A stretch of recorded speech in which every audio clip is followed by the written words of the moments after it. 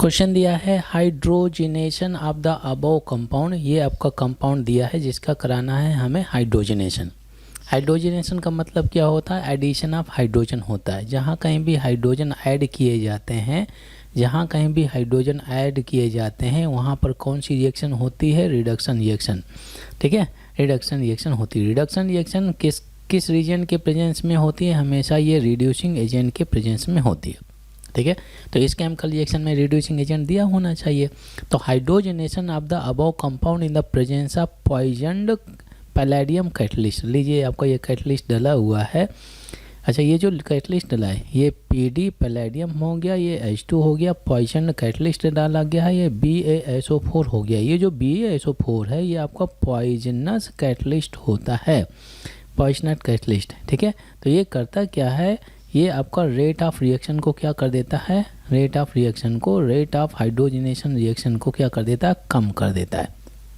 ठीक है, अब देखिए हमेशा दिमाग में रखेंगे ये ट्रिपल बॉन्ड को रिड्यूस करके किस में कन्वर्ट कर देता है? डबल बॉन्ड में। ठीक है, और फिर इसके बाद में हालांकि डबल बॉन्ड में भी पाई बॉन्ड है, बट ये सिंस ये आपका पॉइजनस कैटलिस्ट डला हुआ है तो ये एक्ट करता है as a mild reducing agent. मतलब ओनली वन टाइम रिडक्शन करता है, ओनली वन स्टेप रिडक्शन करेगा, फिर इसके बाद में रिएक्शन क्या होती है? स्टॉप हो जाती है।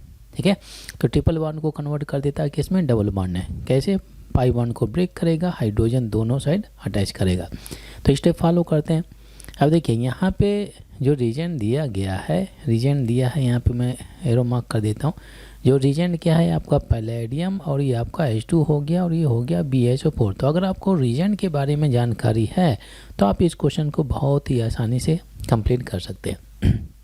अब देखिए ध्यान देना, यहाँ पे अगर आप देखें ये आपका जो ट्रिपल बॉन्ड है डायरेक्टली इस कार्बन से कनेक्टेड नहीं है। ठीक है, यहाँ पे मतलब मिडल में ही ये एंड हो गया, मतलब यहाँ पे एक कार्बन प्रेजेंट है और यहाँ पर भी एक कार्बन प्रेजेंट है। ठीक है, अब देखिए ये क्या करेगा? ट्रिपल बॉन्ड को रिड्यूस करके डबल बॉन्ड में कन्वर्ट करेगा। तो यहाँ पे क्या करेंगे? ये आपका सीन अटैकर होता है तो पाई बॉन्ड ब्रेक करेंगे और दोनों साइड सेम साइड क्या करेंगे?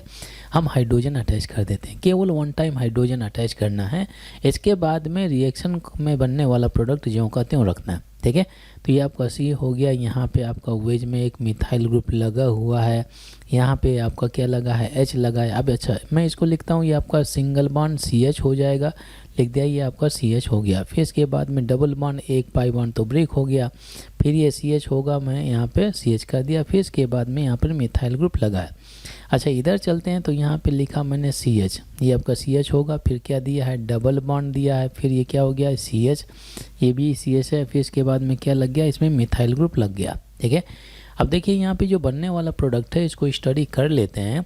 यहाँ पे दिया ऑप्टिकली एक्टिव सब्सटेंस है क्या? अगर ऑप्टिकली एक्टिव होगा तो कायरल सेंटर होना चाहिए। तो ये जो आपका कार्बन दिया हुआ है ये जो कार्बन दिया है हमें चेक करना है क्या ये कायरल सेंटर है क्या? तो ये दोनों ग्रुप तो डिफरेंट है, बट ये जो पोर्शन जो हमें मिला है रिडक्शन के बाद में, ये जो पोर्शन हमें मिला है क्या ये दोनों ग्रुप सेम है क्या? ऑफ कोर्स ये दोनों ग्रुप सेम है। अगर ये दोनों ग्रुप सेम है तो यहाँ पर कायरल कार्बन क्या हो गया? नहीं। अगर कायरल कार्बन नहीं है तो ये आपका सब्सटेंस कैसा हो जाएगा? Optically inactive.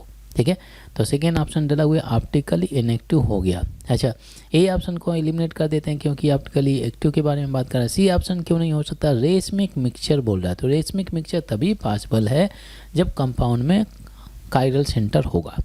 ठीक है, अच्छा डाइस्टोमर्स में क्या बोला गया है? डाइस्टोमर्स के केस में भी अगर आपका मिनिमम 2 कायरल सेंटर होने चाहिए, तो कायरल सेंटर है ही नहीं, तो ये आपके ACD एलिमिनेट हो जाते हैं और बी ऑप्शन बिल्कुल करेक्ट हो जाता है। B option is the right answer.